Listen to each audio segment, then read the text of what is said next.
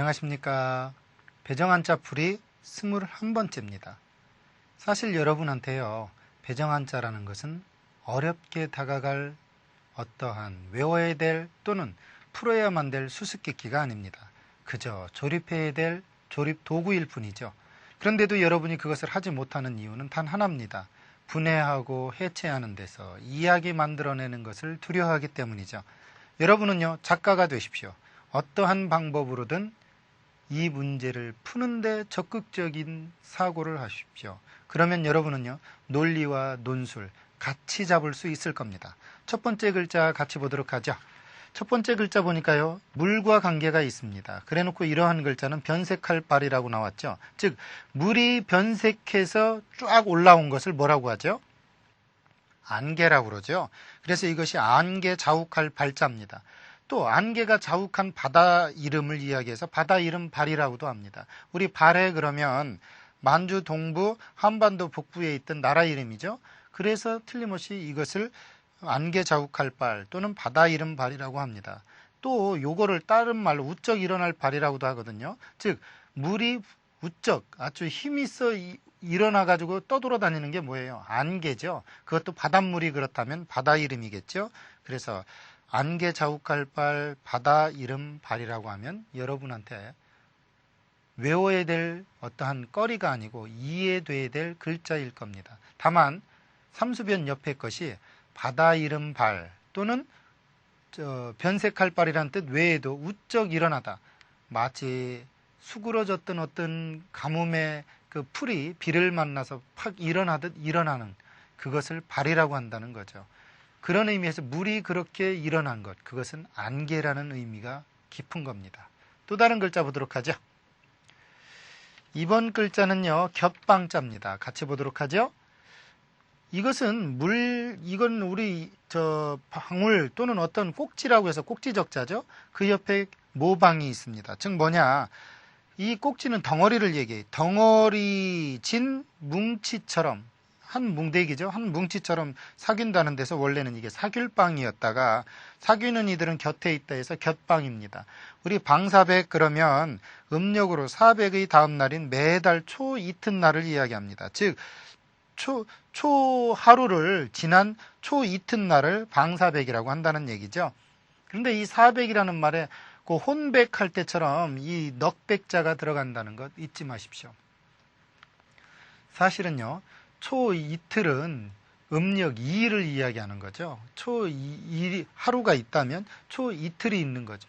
그런데 옛날에 아무래도 죽은 이들의 넋이 아마 그때쯤 곁에 있었던 모양이죠. 그래서 이걸 다른 말로 방사백이라고 한다라고 표현했던 겁니다. 또 다른 글자 보도록 하죠. 이번 글자는 용용이 들어갔습니다. 같이 보도록 하죠. 지범 안에다가 용용, 즉 무슨 얘기냐, 용처럼 신분이 높이 사는 사람이 사는 집, 용처럼 신분이 높은 사람이 사는 집, 높은 집이죠. 그래서 높은 집 방자입니다. 우리 방성 그러면 이거 그 사람 이름인데 성씨 방으로도 쓰인다는 얘기죠.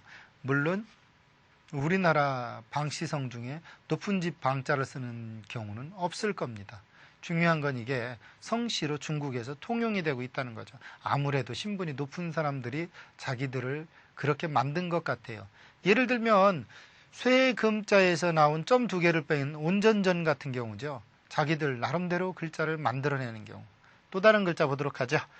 아무래도 그러한 사람들이 집성을 이루어서 살다 보면 그 성씨가 그대로 유래되게 마련입니다. 예를 들어 전의에 사는 사람들이 이시성이 거기에 모여 산다. 전의 이시가 그렇게 생기죠.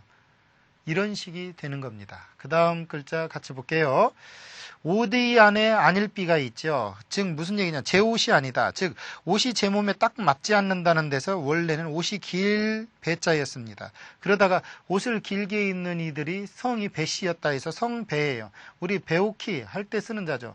어떤 분이 그래요. 거기 나오는 사람 이름은 왜 설명 안 해줍니까?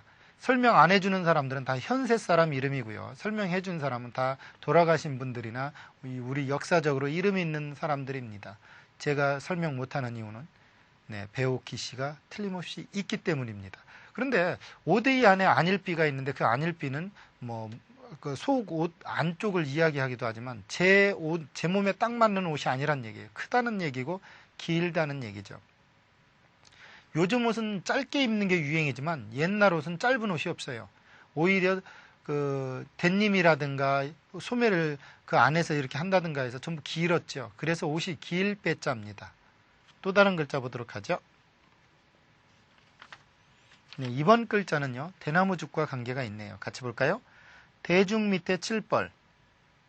사실은 이건 나무를 치든 사람을 치든 치는 거죠.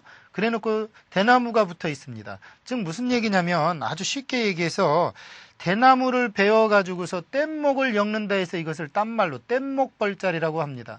우리 벌부 그러면 무슨 이야기냐면 뗏목을 물에 띄우고 타고 나르는 일꾼을 벌목이라고 그래요. 그 다음 벌교 그러면 전라남도 보성군에 있는 지명이죠. 그런데 아무래도 이때 이 지역에는 뗏목이나 어떤 것들을 잘라서 만들던 나무들이 많았었던 모양입니다.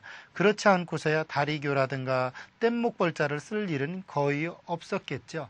지금 이런 상황을 유추해서 보면 그 지방에 그러한 것이 많거나 그러한 것들이 충분히 거리가 있을 때 지명으로 남는다는 거예요. 지명은 그렇게 해서 만들어집니다. 또 다른 글자 보도록 하죠. 이번 글자는요. 풀초도 있고 물도 있습니다. 그렇다면 어떤 식으로 글자가 되는지 같이 보도록 하죠. 이것만도 원래 뜰범자입니다. 물에 무어가 떠다니잖아요. 그죠? 이건 원래 무릎마디 절이라고 해서 병부절이라고 하는 건데 어쨌든 무언가 떠 있어요. 물에. 그래서 이게 뜰범자죠. 그런데 거기에 풀이 있죠. 지금 무슨 얘기냐? 아주 쉽게 풀이 물 위에 뜨듯이 때를 이룬 벌떼를 얘기해서 원래는 첫 번째는 벌범이었다가 벌떼처럼 뭔가 때를 이루고 좀 성격이 유순했던 어떤 성씨를 이룬 사람들, 그래서 성범이라고 합니다. 우리 범강장달이라고 하면 키가 몹시 크고 우락부락한 사람을 가리키는 말입니다. 물론 범아무개 할 때는 성씨로 쓰이기도 하죠. 중요한 건요, 초두도 들어가고 삼수도 들어간 것만 봐도 이것은 그것과 연관성이 있다는 걸 짐작할 수 있어요. 이것이 한자를 여러분이 이해하는 가장 빠른 길입니다.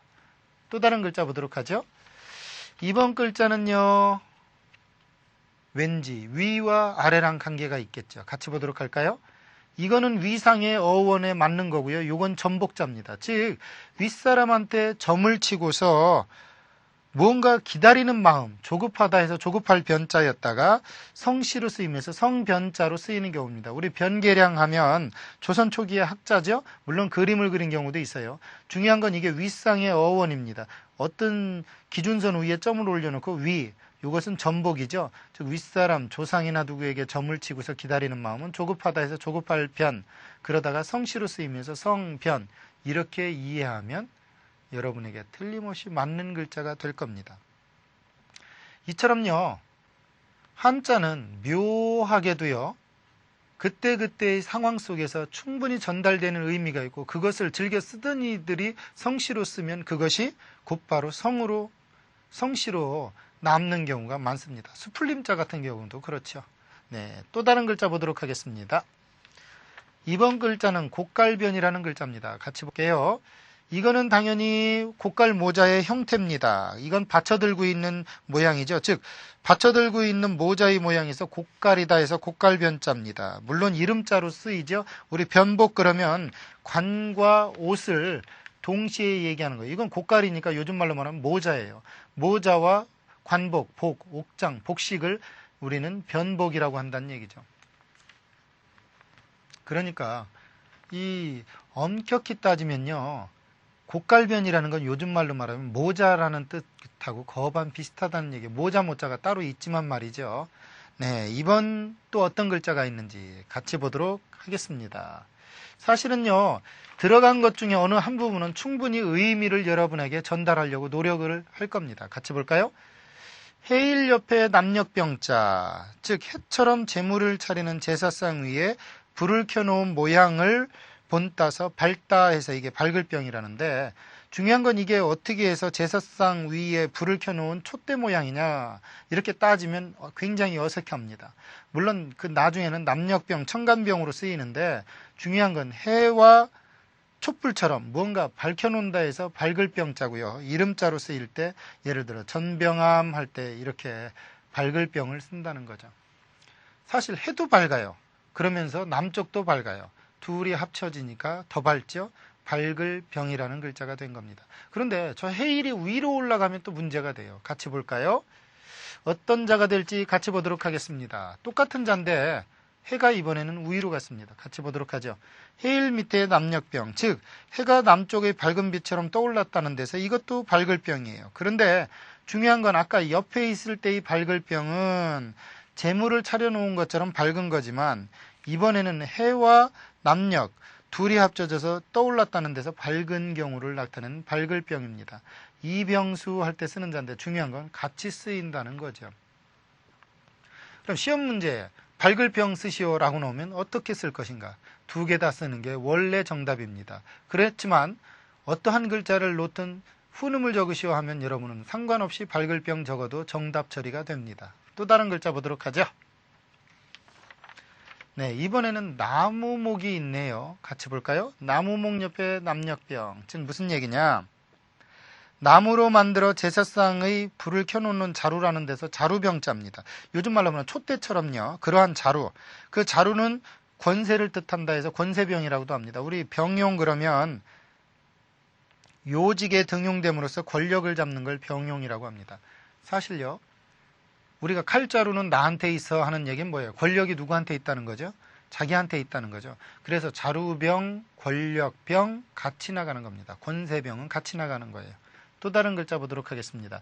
그러니까 거기에서 유추되는 의미선상에서 뜻이 여러분에게 다가간다는 거죠. 같이 보겠습니다. 불화 옆에 남녘병. 불꽃이 남쪽처럼 밝다는 데서 밝을 병이라고도 하고 불꽃병이라고도 합니다. 이거는 제가 제사상 위에 그 어떤 불 켜놓는 그 모양이라고 그랬으니까 거기에 불꽃이 있으니까 불꽃병이죠. 우리 병연 그러면 빛이 비쳐 밝은 모양을 병연이라고 합니다. 불화가 들어가면 불꽃과 관계가 있고 청간병, 남녘병이랑 들어가면 무언가 밝은 것과 관계가 있다. 이렇게 생각했다면 여러분 아주 똑똑한 학생입니다. 또 다른 글자 보도록 하죠. 이번 글자는 잡을병자입니다. 같이 볼까요? 이거는 벼화에다가 이거는 벼화죠. 그래놓고 이렇게 손이 들어간 겁니다. 볕단을 손으로 잡았다 해서 잡을병자입니다. 우리 병촉 그러면 촛불을 켜놓고서 손에 드는 걸 병촉이라고 그러죠. 이처럼요. 어원을 둘러보면 아주 쉬워요. 벼화 안에 손의 모양을 이렇게 손으로 잡고 있는 모양을 딱 잡았다. 잡을병 얼마나 수월합니까? 그러니까 한자는 틀림없이 이처럼 만들어졌어요. 겸할 겸자는 저 볕단이 두 개입니다. 그래서 두 단을 한 손으로 겸해서 잡았다 해서 겸할 겸자가 됩니다. 또 다른 글자 볼까요? 네, 한자는 그렇게 만들어졌습니다. 이번에는 클뽀자입니다. 같이 보겠습니다.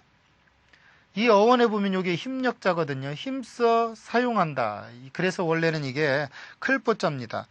어떠한 도구의 쓰임이 넓다, 크다는 데서 넓을보, 클보라고도 하고 또 사내아이 미칭보라고 그래서 남자아이의 아름답게 부르는 이름으로 보를 넣기도 합니다. 우리 보전 그러면 아주 큰 밭이고요.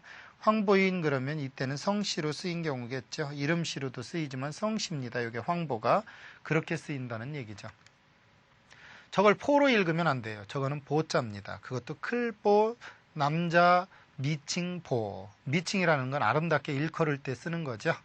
네, 또 다른 글자 보도록 하겠습니다. 네, 이번 시간에 어쩌면 마지막 글자인가 본데 같이 볼까요? 삼수변 옆에 넓을보. 무슨 얘기입니까? 물이 햇볕에 구름에 나란히 가려져 그늘이 넓다는 것과 같다는 데서 물 이름 보자입니다. 중요한 건 이게 넓을보거든요. 즉 넓게 퍼져 있는 물, 그래서 물 이름 보 이렇게 되는 거예요. 윤보선 그러면 우리나라의 제2대 대통령이죠. 그래서 윤보선 전직 대통령을 이야기합니다.